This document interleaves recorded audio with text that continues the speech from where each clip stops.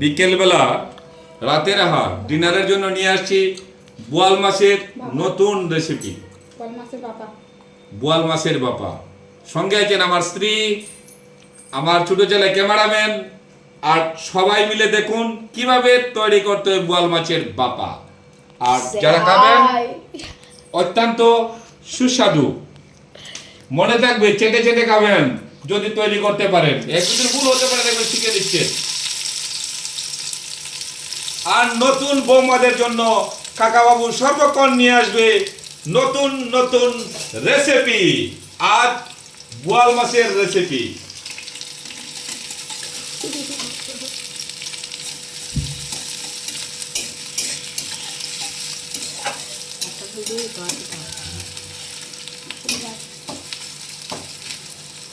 আমি নিয়েছি master oil, দিয়েছি আন্দাজ মতো পেঁয়াজ, আপনাদের মতো করে দেবেন।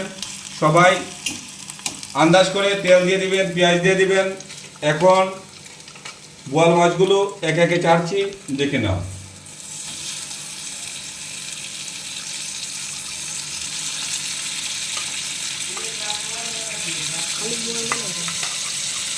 সঙ্গে দিয়েছি টমেটো, আন্দাজ মতো সব মশলা দিয়ে দিয়েছি।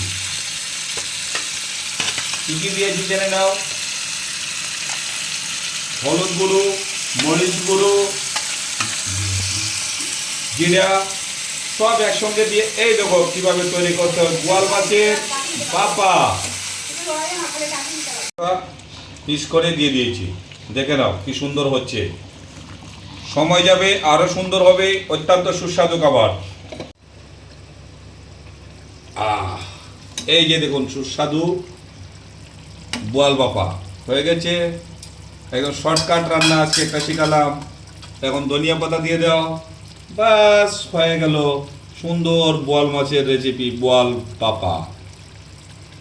সবাই আদর করবে। একটু ডেকে দাও, দেখো ধনিয়া পাতাও একটু শক্ত ধনিয়া পাতা তো দেবে, একটু নরম হয়ে গেছে, সেদ্ধ হয়ে গেছে। তারপর উঠিয়ে নাও বোয়াল মাছের রেসিপি, বৌমাদের জন্য অতি শর্টকাট খাবার। দেখেছেন বোয়াল মাছের সুন্দর রেসিপি বোয়াল বাপা। অতি শর্টকাট তৈরি করা যায় এবং খেতেও খুব সুস্বাদু।